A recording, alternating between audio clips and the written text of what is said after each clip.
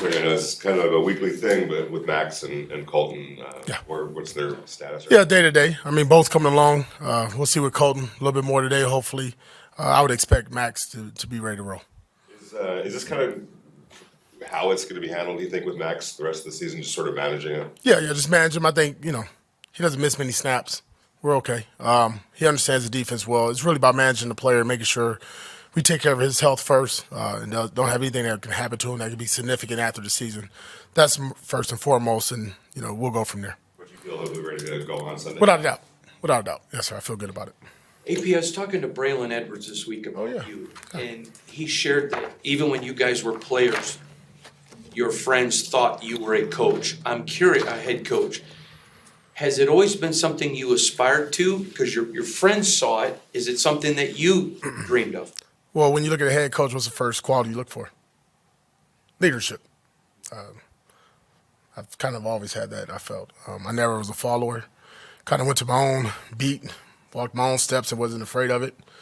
Only looked at my shadow and obviously learned from my mistakes. But, I think just the way I approach myself, again, being only child, always having to defend for yourself, not always being the top pick, the number one guy, and, you find other ways to find your way through life and through sports. And for me, and having belief in myself through hard work, I felt that was something that was a strength of mine.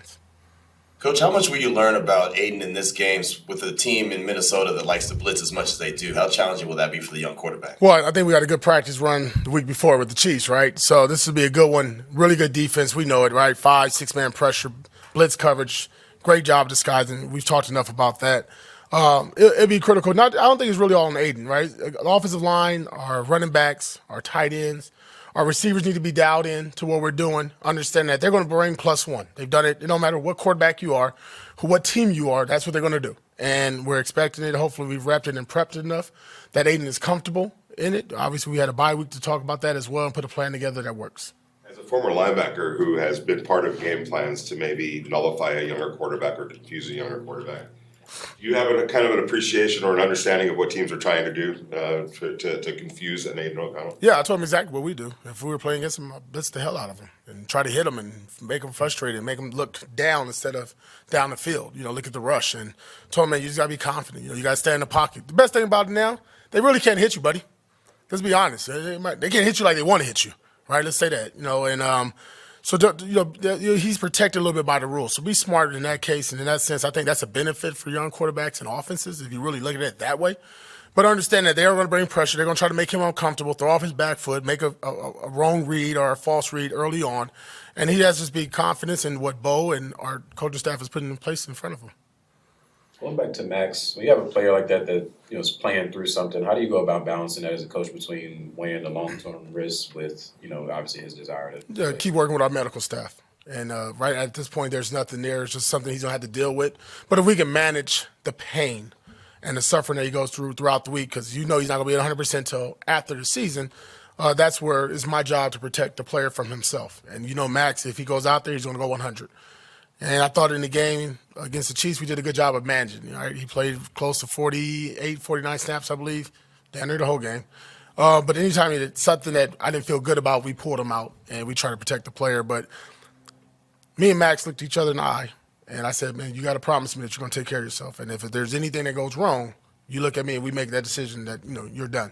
And he's been a pro about that. Your offensive lineman early on talked about enjoying having you in the room. Are you still spending significant time in there? Oh, they do? They like me in the room? I couldn't tell you. No. Those are, yeah. I like being in there. First of all, just being in the O-line room is different. I don't think I've ever spent this much time in my life in the offensive line room. It's different characters, different personalities, different coaching style.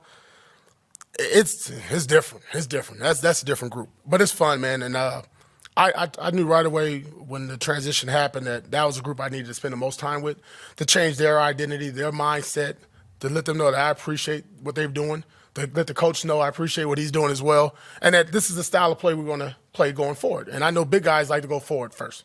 And that's our mindset. Obviously, as you've seen, we're going to run the ball. We'll do other things, and we got opportunity to throw it, we'll throw it. But that's the mentality of most offensive linemen, right? They want to hit somebody in the mouth first. We want to be the guys that swing first. When you look at a player like Justin Jefferson and you're starting a game plan, like how much do you hone in on somebody with his exceptional abilities? Yeah, I mean, elite talent, right? You know, what number you want to put him at? I don't know, 1, 2, or 3, but he's in one of those, right? And it's a challenge. You know, the sad part about it, he hasn't been playing.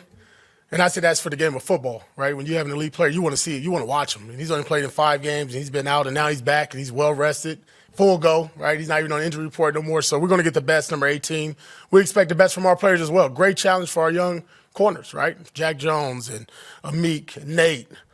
It's really good for those guys. And T. Hall to really have a challenge this week and Pat Brown to put a game plan together to limit the best receivers that we're going to see this week.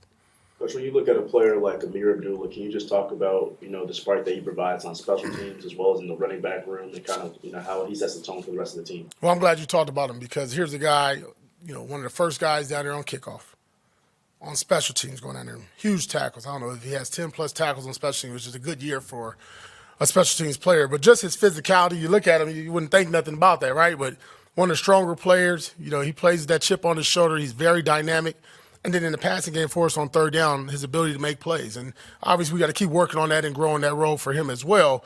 But I just appreciate the selfishness. Here's an elite running back, a guy that can really change the game probably for most teams, and he has to take a step back because we have one of the best running backs in our room. Can you say the same thing about Brandon Bolden as well? Yeah, to me, I think one thing about the league coming back into it now that most teams don't appreciate veteran presence.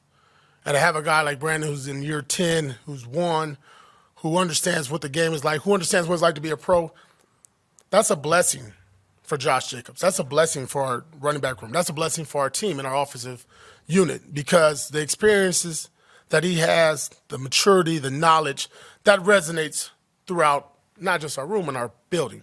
And he has that calming presence about himself that, listen, when things are going right with Josh, just look on the sideline. Look on the bench. They're sitting right next to each other.